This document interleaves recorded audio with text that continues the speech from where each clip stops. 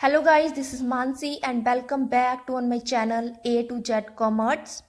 जो हमारा आज का टॉपिक है वो है कुमार मंगलम बिरला कमेटी और this committee is related to corporate governance. So हम कॉर्पोरेट गवर्नेंस का मीनिंग जानेंगे। कॉर्पोरेट गवर्नेंस में दो वर्ड्स हैं। फर्स्ट है कॉर्पोरेट, जिसका मीनिंग हम सबको पता है, कंपनी, और गवर्नेंस। गवर्नेंस का मीनिंग होता है प्रैक्टिसेस। इट मीन्स कंपनी की प्रैक्टिसेस को हम क्या बोलते हैं, कॉर्पोरेट गवर्नेंस। तो in simple word corporate governance का मीनिंग है application of best practices by management, ताकि to fulfil ethical standard, legal standard, CRS and sustainable development of our company. CSR का मीनिंग होता है कॉर्पोरेट सोशल रिस्पॉन्सिबिलिटी। ऐसे standards, ऐसी practices company की management ने यूज़ करनी है जिससे ethical standard, legal standard, CSR, sustainable, और इसके साथ साथ सस्टेनेबल डेवलपमेंट भी कंपनी की हो सके, ऐसी प्रैक्टिसेस ऑप्ट करनी है बाय द मैनेजमेंट। और जो फादर हैं कॉर्पोरेट गवर्नेंस के वो है बॉब ट्रिकर, जिन्होंने बुक लिखी थी 1984 में ऑन कॉर्पोरेट गवर्नेंस। इन्हें हम फादर बोलते हैं कॉर्पोरेट गवर्नेंस के। अगर हमसे कोई कुछ क्वेश्चन पूछ रहे हैं who is the father of corporate governance, then answer में आएगा बॉब ट्रिकर। एंड हमारा जो आज का मेन टॉपिक है वो है कुमार मंगलम बिरला कमेटी। और जो कुमार मंगलम बिरला कमेटी है ये सेबी ने अपॉइंट की थी। 7 मई 1999 में सेबी ने इस कमेटी को अपॉइंट किया था और इस कमेटी के जो चेयरमैन हैं वो कुमार मंगलम बिरला जी ही हैं, जो कि जो सेबी का बोर्ड है उसके मेंबर रह चुके हैं पहले, तो वही इसके चेयरमैन हैं। Then recommendation of this committee, जो क्वेश्चन एग्जाम्स में पूछा जाता है recommendation of Kumar Mangalam committee, तो वो हम करने वाले हैं। सबसे पहली जो इसकी आएगी रिकमेंडेशन, उसमें रिकमेंडेशन में सबसे पहले आएगा एप्लीकेबिलिटी। एप्लीकेबिलिटी का मीनिंग है कि ये जो कमेटी है कहाँ कहाँ अप्लाई होती है। तो ये कमेटी जो है उस टाइम अप्लाई होगी जब कोई कंपनी फर्स्ट टाइम लिस्टिंग के लिए जा रही है। फर्स्ट टाइम फॉर लिस्टिंग और कोई कंपनी जा रही है तो उस टाइम अप्लाई होगी, या फिर जो कंपनीज ऑलरेडी लिस्टेड है उन पे अप्लाई होगी। जो कंपनीज ऑलरेडी लिस्टेड है और जो कंपनीज फर्स्ट टाइम लिस्टिंग के लिए जा रही हैं उन पे अप्लाई होगी। देन सेकंड रिकमेंडेशन हमारे पास है board of director. Board perform dual function. जो बोर्ड है वो ड्यूअल फंक्शन परफॉर्म करता है। वो कैसे है हम ये देख लेते हैं इस प्रोसेस में। शेयर होल्डर्स कंपनी के ओनर्स होते हैं, बट वो कंपनी को खुद मैनेज नहीं करते, वो सिर्फ कंपनी को ओन करते हैं।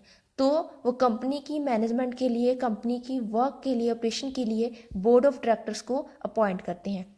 और बोर्ड ऑफ डायरेक्टर क्या करते हैं, आंसरेबल होते हैं टू शेयर होल्डर्स। और बोर्ड ऑफ डायरेक्टर्स ने क्या करना है, स्ट्रेटजीज बनानी होती हैं और इसके साथ साथ उन स्ट्रेटजीज को मैनेजमेंट को डायरेक्ट करना है और कंट्रोल भी मैनेजमेंट को करना है कि ये स्ट्रेटजी है और स्ट्रेटजीज अच्छे से फुलफिल हो सके। इसके लिए प्रॉपर डायरेक्शन कंट्रोल जो है बोर्ड ने देनी है किसको, मैनेजमेंट को। और मैनेजमेंट का जो मेन काम है वो है इन स्ट्रेटजीज को इम्प्लीमेंट करना।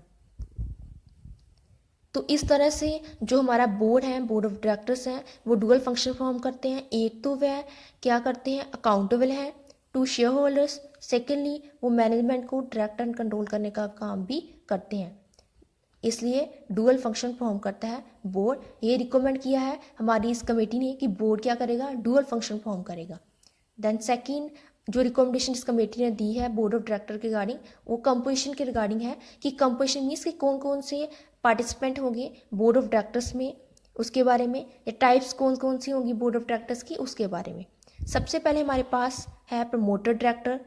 प्रमोटर डायरेक्टर जो है हमारे, वो प्रमोटर्स के द्वारा अपॉइंट किए जाते हैं। प्रमोटर्स कौन होते हैं, जो हमारी कंपनी को प्रमोट करने का काम करते हैं, हमारी कंपनी को फाउंड करते हैं, बनाते हैं, वो होते हैं प्रमोटर्स। देन हमारे पास आते हैं एग्जीक्यूटिव डायरेक्टर्स। ये मेनली हमारी कंपनी के फुल टाइम एम्प्लॉयज़ होते हैं। नेक्स्ट हमारे पास है नॉन एग्जीक्यूटिव डायरेक्टर्स। जो नॉन एग्जीक्यूटिव डायरेक्टर्स हैं वो 2 टाइप्स के होते हैं, डिपेंडेंट एंड इंडिपेंडेंट। डिपेंडेंट और इंडिपेंडेंट। और जो नॉन एग्जीक्यूटिव डायरेक्टर्स हैं शेयर होल्डर्स के द्वारा अपॉइंट किए जाते हैं। वो जो डायरेक्टर्स जो है हमारी कंपनी के फुल टाइम एम्प्लॉयज़ नहीं होते हैं, फुल टाइम एम्प्लॉयज़ नहीं होते हैं और शेयर होल्डर्स के द्वारा अपॉइंट किए जाते हैं। ये डिपेंडेंट भी हो सकते हैं और इंडिपेंडेंट भी हो सकते हैं। और ये डिपेंड करता है कि कितनी इंडिपेंडेंट डायरेक्टर होगी हमारी कंपनी में, डिपेंड करता है अपॉन द चेयरमैन। चेयरमैन पे डिपेंड करता है कि चेयरमैन कैसा है। अगर तो हमारे जो चेयरमैन है कंपनी के वो एग्जीक्यूटिव है तो एटलीस्ट हाफ मीन्स एटलीस्ट 50% जो हमारे कंपनी के डायरेक्टर हैं वो इंडिपेंडेंट होंगे। अगर नॉन एग्जीक्यूटिव चेयरमैन है हमारे तो 1/3 ऑफ द बोर्ड, जो बोर्ड है उसके 1/3 जो मेंबर हैं वो क्या होंगे, इंडिपेंडेंट। ठीक है, इसमें ये आएगा। इट मीन्स जो हमारी जो कंपनी है उसमें 3 तरह के डायरेक्टर होते हैं, प्रमोटर डायरेक्टर, एग्जीक्यूटिव डायरेक्टर और नॉन एग्जीक्यूटिव डायरेक्टर। जो प्रमोटर डायरेक्टर हैं वो प्रमोटर के द्वारा अपॉइंट किए जाते हैं। जो एग्जीक्यूटिव डायरेक्टर हैं फुल टाइम एम्प्लॉइज़ होते हैं हमारी कंपनी के। और जो नॉन एग्जीक्यूटिव हैं डायरेक्टर्स हैं वो डिपेंडेंट और इंडिपेंडेंट 2 टाइप्स के होते हैं। जो नॉन एग्जीक्यूटिव होते हैं वो शेयर होल्डर्स के द्वारा अपॉइंट किए जाते हैं और full time employees of our company नहीं होते हैं। और कितनी होंगी इंडिपेंडेंट डायरेक्टर वो डिपेंड करता है चेयरमैन पे, बट एटलीस्ट जो 50% जो हमारे डायरेक्टर हैं वो इंडिपेंडेंट डायरेक्टर ही होते हैं। नेक्स्ट हमारे पास जो रिकमेंडेशन है वो है optimum promotion of dependent and independent director, कि जो डिपेंडेंट डायरेक्टर हैं और इंडिपेंडेंट डायरेक्टर हैं उनका क्या होना चाहिए, ऑप्टिमम प्रमोशन होना चाहिए। मीन्स कि हमने पहले ही बात की कि जो हमारे इंडिपेंडेंट डायरेक्टर है नोट लेस देन 50% होने चाहिए। देन हमारे पास नेक्स्ट रिकमेंडेशन है, जो हमारी कमेटी है वो रिकमेंड करती है कि ऑप्टिमम प्रमोशन होना चाहिए एग्जीक्यूटिव एंड जो नॉन एग्जीक्यूटिव डायरेक्टर्स हैं इनका प्रॉपर प्रमोशन होना जरूरी है कंपनी में। उसके बारे में हमारी जो कमेटी है वो रिकमेंड करती है। नेक्स्ट है एडिक्वेट कंपनसेशन पे टू नॉन एग्जीक्यूटिव डायरेक्टर्स। जो कमेटी है वो रिकमेंड करती है कि प्रॉपर कंपनसेशन हमें पे करनी चाहिए नॉन एग्जीक्यूटिव डायरेक्टर को, इसके बारे में रिकमेंड करती है। और नेक्स्ट इस पॉइंट में ये बताया गया है कि अगर कोई नॉन एग्जीक्यूटिव जो चेयरमैन है हमारी कंपनी का, अगर वो कंपनी के फंक्शन को परफॉर्म करने के लिए और अपनी ड्यूटीज़ को परफॉर्म करने के लिए कोई एक्सपेंस इंकर्ड करता है तो कंपनी की ड्यूटी होगी कि वो एक्सपेंस को क्या करेंगी, रीइंबर्स करेंगी, मीन्स की रीपेमेंट की जाएगी उन एक्सपेंसेस की। तो ये कमेटीज ये भी रिकमेंड करती है, इसके बारे में भी रिकमेंड करती है। नेक्स्ट हमारा जो मेन रिकमेंडेशन है, मेन पॉइंट है वो है ऑडिट कमेटी का। फर्स्ट रिकमेंडेशन में कुमार मंगलम जो कमेटी है उस कमेटी ने बताया है कि जो रिकमेंड किया है जो ऑडिट कमेटी है वो हमारी इंडिपेंडेंट होनी चाहिए। इंडिपेंडेंट ऑडिट कमेटी मीन्स हमने पीछे बात की इंडिपेंडेंट डायरेक्टर की, तो इंडिपेंडेंट डायरेक्टर कौन होता है, वो डायरेक्टर जिसका कंपनी से कोई लेना देना नहीं है, जस्ट वो अपनी रेमुनेशन के लिए कंपनी में काम कर रहा है, अपनी जो उनकी फीस है उसके लिए काम कर रहा है, वैसे उसका कंपनी में पर्सनल इंटरेस्ट नहीं है, वो इंडिपेंडेंट डायरेक्टर है। तो हमारी जो ऑडिट कमेटी है वो भी क्या होनी चाहिए, इंडिपेंडेंट, जिसका सिर्फ अपनी फीस से ही मतलब है, फीस के लिए वो काम कर रहे हैं, वो होती है independent audit committee. Then composition of audit committee, कि ऑडिट कमेटी में कितने मेंबर्स होंगे इसके बारे में इसमें है। जो ऑडिट कमेटी है उसमें एक चेयरमैन होगा, 3 मेंबर होंगे और 1 सेक्रेटरी। चेयरमैन जो है वो इंडिपेंडेंट डायरेक्टर होगा, हमारी कंपनी का जो इंडिपेंडेंट डायरेक्टर है वो ही चेयरमैन होगा, इस कमेटी ने रिकमेंड किया है। और जो चेयरमैन है उसके लिए ये नेसेसरी होगा, ये ज़रूरी होगा कि वो जो हमारी एनुअल जनरल मीटिंग है AGM है उसमें प्रेजेंट हो, मीटिंग अटेंड करें। तब 3 मेंबर होंगे हमारी कंपनी में, ये सारे के सारे मेंबर कौन होंगे, नॉन एग्जीक्यूटिव जो डायरेक्टर है हमारी कंपनी के वो होंगे, तीनों के तीनों मेंबर। और मेजोरिटी इसमें कौन होंगे, इंडिपेंडेंट डायरेक्टर, मेजोरिटी कौन होंगे, इंडिपेंडेंट डायरेक्टर। और जो सेक्रेटरी है ऑडिट कमेटी का, एक सेक्रेटरी होगा, जो कंपनी का सेक्रेटरी होगा वो ही एज ए ऑडिट कमेटी के सेक्रेटरी के तौर पे काम करेगा। नेक्स्ट हमारे पास जो आता है वो है फ्रिक्वेंसी ऑफ मीटिंग, कि जो ऑडिट कमेटी है उसकी कितनी मीटिंग होगी, तो ऑडिट कमेटी की 3 मीटिंग होंगी इन अ ईयर, 1 साल में 3 मीटिंग होगी, और 1 मीटिंग अकाउंट फाइनल होने से पहले होगी, और बाकी जो 2 मीटिंग हैं वो 6 महीने में हो सकती हैं, मीन्स कि 6 महीने में 1 मीटिंग तो होनी ही चाहिए, इसमें ये आएगा। एंड कोरम की बात करें तो कोरम में कितने मेंबर होंगे, कोरम में 2 मेंबर होंगे या फिर 1/3 of audit committee whichever is higher, इन दोनों में से जो ज़्यादा होंगे वो ही कोरम के मेंबर होंगे, या तो 2 होंगे या फिर 1/3 मेंबर ऑफ ऑडिट कमेटी होंगे, जो ज़्यादा होंगे वो होंगे कोरम के मेंबर। तो ऑडिट कमेटी का जो नेक्स्ट जो काम है, मेन इंपॉर्टेंट काम है, वो है कि उसने कंपनी के जो फाइनेंशियल एंड जो मैनेजमेंट की रिस्क मैनेजमेंट पॉलिसीज़ है उसे देखना, ये देखना कि सही तरह से फाइनेंशियल जो स्टेटमेंट है प्रिपेयर की गई है, फाइनेंशियल स्टेटमेंट करेक्ट डिस्क्लोजर किया जा रहा है, ये देखना। फाइनेंशियल एंड जो रिस्क मैनेजमेंट पॉलिसीज़ हैं उन्हें रिव्यू करना, उन्हें देखना, इसका मेन जो काम है। नेक्स्ट हमारे पास मेन रिकमेंडेशन है फाइनेंशियल रिपोर्टिंग। इसमें इस कमेटी ने, कुमार मंगलम कमेटी ने बताया है कि कौन कौन से मैटर्स के रिगार्डिंग कंपनी को डिस्क्लोज करना पड़ेगा। कंसोलिडेटेड फाइनेंशियल स्टेटमेंट है अगर, उसके रिगार्डिंग, सेगमेंट रिपोर्टिंग के रिगार्डिंग, रिलेटेड पार्टी डिस्क्लोजर के रिगार्डिंग, इन सब सारे मैटर्स के रिगार्डिंग डिस्क्लोज करना पड़ेगा कंपनी को। Then remuneration committee of board, जो रेम्यूनरेशन कमेटी है उसका जो मेन काम है वो है रेम्यूनरेशन पैकेज डिसाइड करना, ऐसे रेम्यूनरेशन पैकेज डिसाइड करना जो बिल्कुल सही हो, इसलिए ये कमेटी फॉर्म की जानी चाहिए। ऑर्गेनाइजेशन में ये रिकमेंड किया है हमारी कुमार मंगलम कमेटी ने। और इस कमेटी की कंपोजिशन भी सेम होती है, इस कमेटी की जो कंपोजिशन है वो भी सेम है जैसे कि हमारी ऑडिट कमेटी की थी। इसमें भी 3 मेंबर होंगे, एक चेयरमैन होगा, और जो चेयरमैन है इंडिपेंडेंट डायरेक्टर ही होगा हमारी कंपनी का।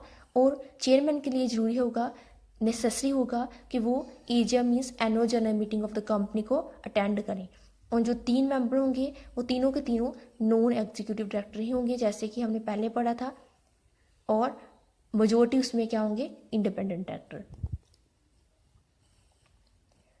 और जो नॉन एग्जीक्यूटिव डायरेक्टर है उसमें, उस कमेटी में रेम्यूनरेशन डिसाइड करने के लिए मोस्टली जो है नॉन एग्जीक्यूटिव डायरेक्टर्स को रखा जाता है। उसका रीज़न ये है ताकि रेम्यूनरेशन फेयर वे से डिसाइड की जा सके, क्योंकि इसमें जो रेम्यूनरेशन है वो एग्जीक्यूटिव डायरेक्टर्स की डिसाइड की जाती है, तो फेयर वे से रेम्यूनरेशन डिसाइड हो इसके लिए नॉन एग्जीक्यूटिव डायरेक्टर्स हैं उन्हें ही रखा जाता है इस कमेटी में।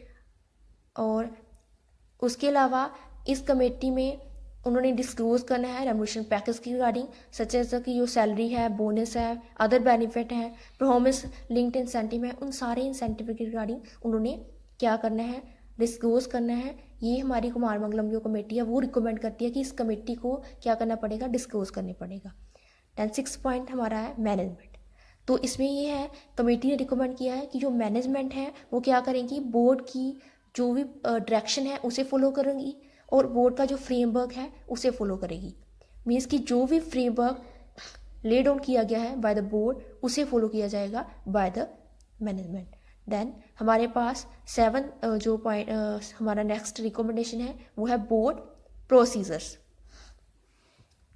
इसमें सबसे पहली जो रिकमेंडेशन दी गई है बाय द कमेटी वो ये है कि जो डायरेक्टर है वो मोर देन 10 कमेटी का मेंबर नहीं होना चाहिए। जो डायरेक्टर है वो मोर देन 10 कमेटी के मेंबर नहीं होना चाहिए, और जो चेयरमैन है वो भी मोर देन 5 कमेटी के चेयरमैन नहीं होने चाहिए।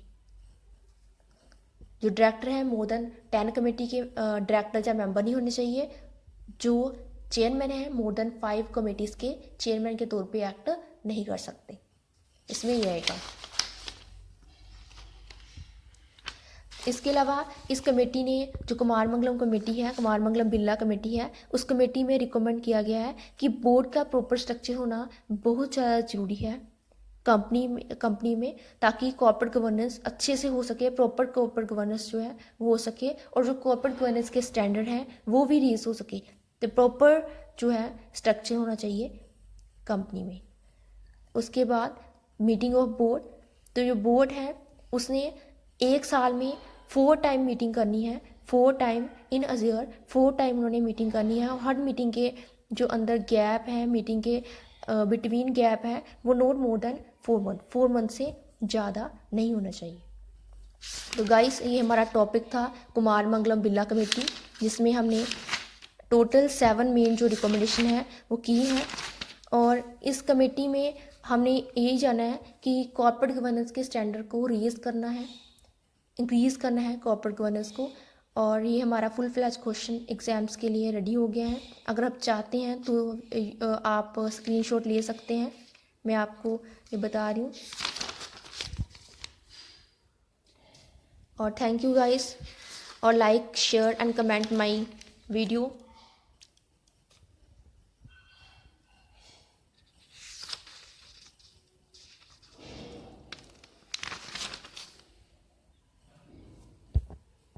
Thank you.